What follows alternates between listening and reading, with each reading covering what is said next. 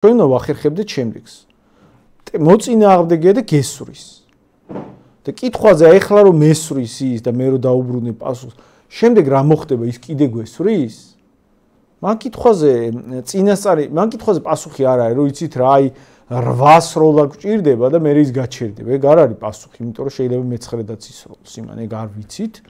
მაგაზე ცალსახა პასუხი არის, შემდეგ ჩვენ არ უნდა გავჩერდეთ.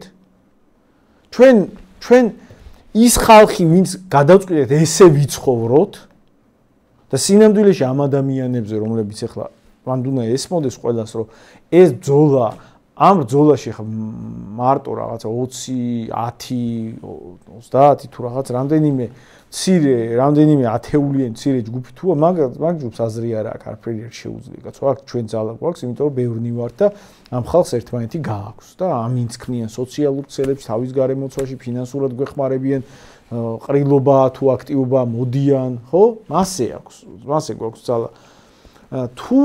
თუ ეს ადამიანები არ ჩერდებიან და გადაწყვიტეს, რომ რა ვიცი, ქვეყანას უჭირს და მე სადმე წასასვლელი კი აქვს, მე ასე უნდა ვიცხოვრო, იმიტომ რომ ჩემნაირი ადამიანი ბრძოლაზე, ბრძოლით არის, რომ რაღაცეები ეშველება ხოლმე ამ ქვეყანაში ძალიან მანკიერ მდგომარეობებს. აი რაღაცები რომ გასწორდა კონსერვატიული ეროვნული მხარისკენ რომ გადაიხარა, ეგ ამ ხალხის ძალისხმევით არის და ვინც გადაწყვეტს, რომ ასე ცხოვრობთ, ბრძოლაში ვცხოვრობთ აწი დიდი ხანი.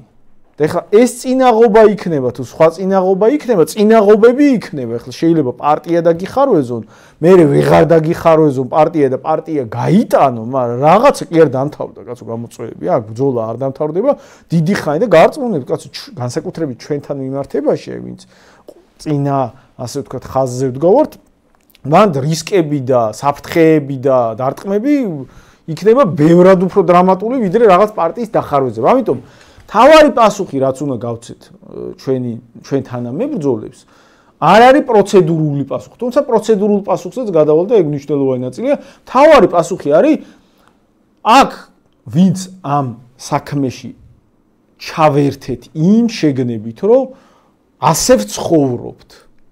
პოლიტიკაში ჩავერთეთ და ერთმანეთს ვინც დელეგატებად იყვნენ, ვინც მოახერხა მოსვლა, ბევრმა ვერ მოახერხა მოსვლა, იმიტომ რომ ბევრი მუშაობს, ბევრს ვერ დაუკავშირდნენ, ვერ შევეხმოვანეთ ფორს მაჟორში, ჩვენი აქტივისტები უნდა გესმოდეთ, რომ აი 3 დღე ექონათ სულ რა ეს შეეკრიბათ ხალხი და 3 დღე ყველა მუშაობს ის აქტივისტების თვითონ სადღაც და რასაც ასწრებდნენ ეგრე რეგეს, ხო? და ბოდიში ყველას, ვისაც ჩვენი აქტივისტები ჩვენს ვერ მოვასწრეთ ყველაფერში ჩართვა და ასე შემდეგ, ჩვენი აქტივისტებმა მოასწრეს და შეეხმიანა, ხო?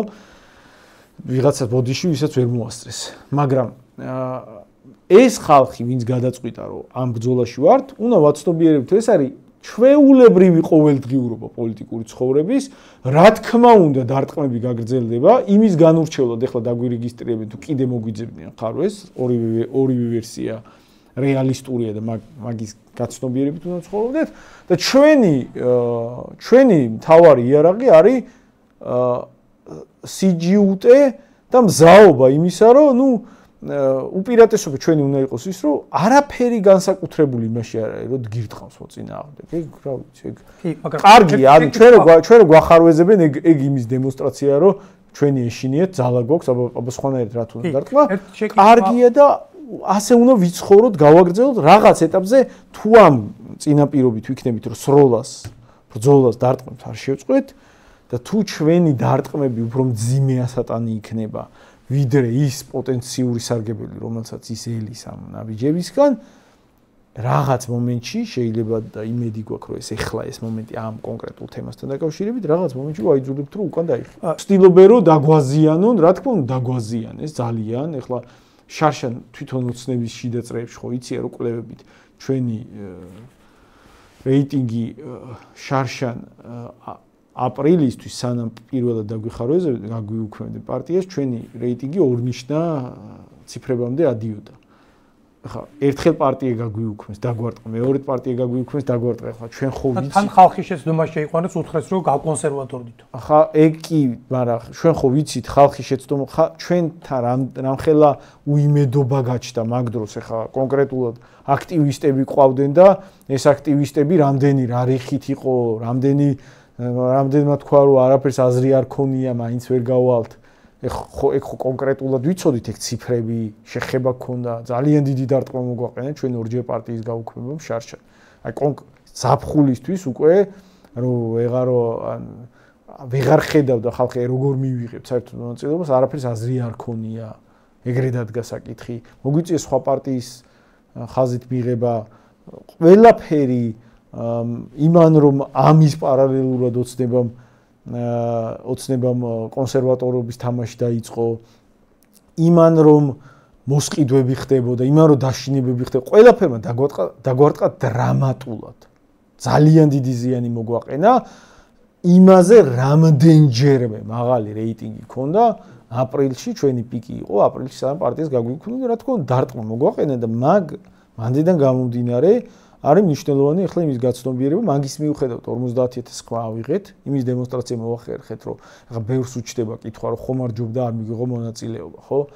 თუ საკითხი დგება ისე, რომ პარტიას გააუქმეს და ვეღარ იღებს პოლიტიკურ ბრძოლაში მონაწილეობას, აი როგორღაც ზურგიდან ფანჯრიდან შემოვიდა, კარი გატეხა, კარი დაუხურეს და გატეხა, ფანჯრიდან შემოვიდა, როგორღაც მიიღო მონაწილეობა, თუ მაგის დემონსტრაციას ვერ ახდენ, მაგის მზაობას ვერ ახდენ.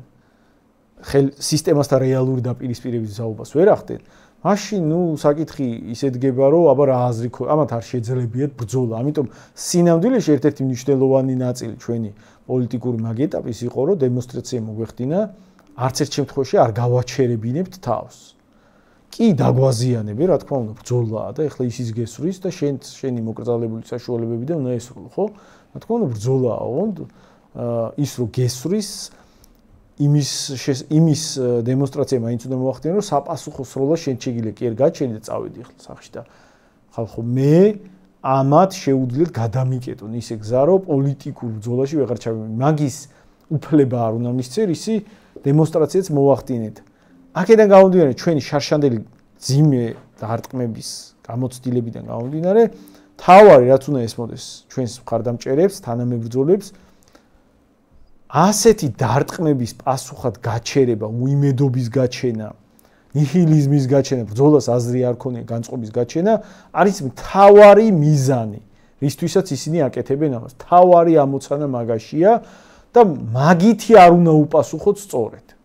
ბრძოლა უნდა გავთვალოთ გრძელვადიან წინააღმდეგობაზე, ოღონდ რა თქმა უნდა ნაბიჯები უნდა იყოს პროცედურული ნაწილი პროცედურულ ნაწილში უნდა მივაყენოთ დარტყმები იმის დემონსტრაციით, რომ სრულიად ამორალური და კანონთან აცდენილი მეთოდებით გვებრძვიან, დიქტატურას ამყარებენ და ამ გაცნობიერების საფუძველზე უნდა გავუჩინოთ ხალხს, რაც შეიძლება დიდი რისკია, რომ დანაკარგები მივაყენოთ პოლიტიკური ნიშნით.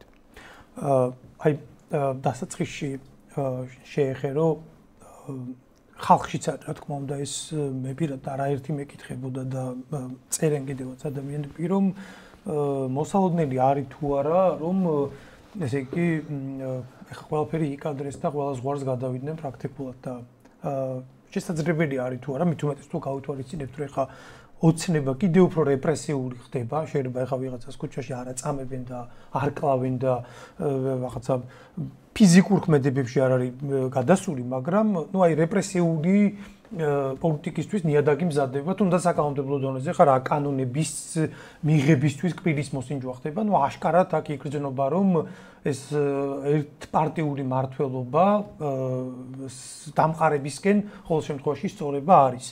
აი თქვა თუ კიდევ უფრო ზღვარგადასულ ფორმებს მიიღებს ეს ყველაფერი, რაც რა თქმა უნდა არ უნდა გამოვრიცხოთ, აი როგორი შეიძლება იყოს პროცედურა და ეხლა რა პროცედურას მივყვებით, ამაზეც რომ ვისაუბროთ, რომ ამ კვირის სამუშაო დღე დარჩა 3 დღე, ხო მე მგონი შაბათი აღარ არის სამუშაო დღე, ამ 3 დღეში მოხდება გამოსწორებული უკვე განაცხადის შეტანა, მერე რამდენი აქვს ისე უთრო რომ პასუხი მოვიდეს და როგორი იქნება შემდგომ ეს თანამდებობას ზღვარგადასულ ფორმებს თუ მიიღებს პოლიტიკური ნაბიჯები ხელისუფლებისგან, ან მაგ კითხვაზე ეხლა შეიძლება ბევრს უნდოდეს, როგორი პასუხების მოსმენა, იცი?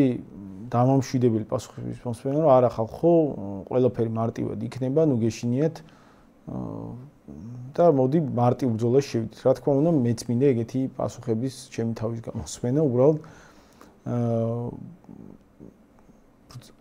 იმ წარმატების გზა, რომ ხელისუფლებამ და მოწინააღმდეგემ უკან დაიხიოს, ერთადერთი გზა არის იმაში, რომ შეიძლება, რა თქმა უნდა, აგერ გეუბნებით, რომ შეიძლება ესენი დიქტატურაში გადავიდნენ. შეიძლება დიქტატორული გეზი აირჩიონ. ეგ არ არის გამორიცხული, ხო არ მოვატყუებ ხალხს. ხო და ჩვენ მაღაზიაზე მზად ვართ, რომ და პირველი დარტყმები ჩვენზე წამოვა. ანუ სხვა რაიმე ალტერნატივა გარდა იმისა, რომ ბრძოლა გავაგრძელოთ ამ ქვეყანაში პოლიტიკური ალტერნატივის შენებისთვის, სხვა რაიმე ალტერნატივა გაგვაჩნია, გავჩერდეთ და მე უფრო ადვილად დაამყარებს დიქტატურას, არანაირი წინაღობა არ ექნება, არაბულ ქალაქებსაც ააშენებს, პაკისტანელები დაასახლებს აქაურობას, ქართველები აქედან დაიცლებიან, ნარკომანიაში ჩაიხრჩობიან, აზარტული თამაშები მათ ფინანსურ შესაძლებლობებს გაანადგურებს და საბოლოო ჯამში ოჯახები ინგრევა, დემოგრაფიულად ვკვდებით, ანუ და რა ვქნათ, მან ხო არ არსებობს პასუხი, მან რა თქმა უნდა ვიღაცეებისთვის ეგრე არსებობს, მაგრამ ჩვენთვის არ არსებობს ეგეთი პასუხი, რომ მოდი გავჩერდეთ აზრი არაფერს არ აქვს. მოდი ვეცადოთ ბრძოლას და მოდი ვიბრძოლოთ, მოდი ამაზე შევთანხმდეთ, რომ ბრძოლაში არ ვჩერდებით. მათ შორის, რა თქმა უნდა, შეიძლება ხო მოწინააღმდეგე, ეხლა 6 მილიარდიან ქალაქებს რო აშენებს, იქ მისი мотиваცია რო დიდი იქნება, რომ რადიკალურ მეთოდებზე გადავიდეს შენ წინააღმდეგ, ხო გვესმის ეხლა ეგ უსაფრთხო მდგომარეობა არავისთვის პირველ რიგში ჩვენთვის არ არის ეგ უსაფრთხო მდგომარეობა და გვესმის და არ არის ასიამოვნო ეხლა მას საფრთხეში ცხოვრება ყოველდღიურობაში. აქამდე თუ რაღაც ერთი საფრთხე იდგა, ეხლა უცებ მეორე მხარეს სასწორზე რომ 6 მილიარდიანი პროექტია და რაღაცა აქ ადგილობრივი პატრიოტული ჯგუფები რაღაცას აპროტესტებენ, ხო გვესმის რომ პირდაპირ ფიზიკურ საფრთხეებთან არის დაკავშირებული, უბრალოდ მან ხო არ არის ნაწილისთვის ჩვენი საზოგადოების პასუხი ის რომ მოდი გავჩერდეთ. ამიტომ თუ ეგ არ არის პასუხი, მოდი საკითხი ეგრე დავაყენოთ, რომ არ ჩერდებით რადიკალური მეთოდების შემთხვევაშიც, ვაგრძელებთ და იყოს რაც შეუძლიათ გამოუშვან. ჩვენ მაინც გავაგრძელებთ ბრძოლას, გაგვაჩერებენ თქვათ ასე, მედია ხმაური იქნება, მედია ტელევიზიაში სიგნალს გაგვიჩერებენ, სოციალურ ქსელებში იქნება ჩვენი სიგნალი, ინტერნეტია და არ გავჩერდებით, ანუ მაშინ დაგვიჭირეთ, ან გაგვანადგურეთ ფიზიკურად, ხო? და ვერც მაგით, იმიტომ რომ სხვები არის. ეგრე უნდა იდგეს საკითხი, კი, ჩვენ მიმართ, ჩვენი განადგურების საფრთხე მაშინ იზრდება, თუ სხვები აღარ არიან. და რამდენიმე ადამიანი ყველა გაჩუმდა და ყველა ხო, ან ყველა გაჩუმდა და ყველამ ფარხმალი დაყარა. ამიტომ მაგაზე პასუხი არ არის, აი კითხვაზე შეიძლება მაგალითად ფიზიკური განადგურების საფრთხე დადგეს? კი, რავი, შეიძლება, ოღონდ მაგ საფრთხეს ამცირებს ის, რომ ჩვენ თუ ბევრნი ვართ ისეთები, რომ აი რაღაცა ერთი განადგურეს და სხვა არის იმის მაგივრად. იმის მაგივრადაც სხვა არის და ეგრე კი არ ჩერდება მოძრაობა. ის მზაობა, რომ გავაგრძელოთ და რიხი არ გატყდეს, ეგ გვაქვს ბევრს. და ეგ არის მთავარი პასუხი იმაზე, ველოდოთ თუ არა ხის შედეგებს. ველოდოთ ვიყოთ მაგისთვის მზად და თუ ისე მზად ვართ, რომ რავი, არ გვეშინი, არ გავჩერდებით და უარესს დაგარტყავთ და ჯობია მოგვერიდო, მაშინ გვიჩნდება შანსი, რომ ხელისუფლება იტყვის, რომ აი ახლა ამაზე წასვლა აღარ მიღირს. ეხლა ხო გვესმის, რომ მაგალითად ჩვენი დაჭერის შემთხვევაში აი 6 მილიარდიან არაბულ რაღაც ქალაქს აშენებენ, ჩვენ ხმაურობთ, ამას ვაპროტესტებთ, დაგიჭირეს. ეგ ხო დარტყმაა. ეგ დარტყმა უნდა აჭარბებდეს სარგებელს და დარტყმაა თუ შენ არ შემაგივრად კიდე სხვა თუა მით უმეტეს ის თუ აგრძელებს ხმაურს, ხო? და არ ჩუმდება ხალხი. ამიტომ ეგ არის აქ გამარჯვების გზა და ეგ მთავარი პასუხი უნდა მიიღოს და გადასცეს ერთმანეთს ჩვენმა მხარდამჭერებმა.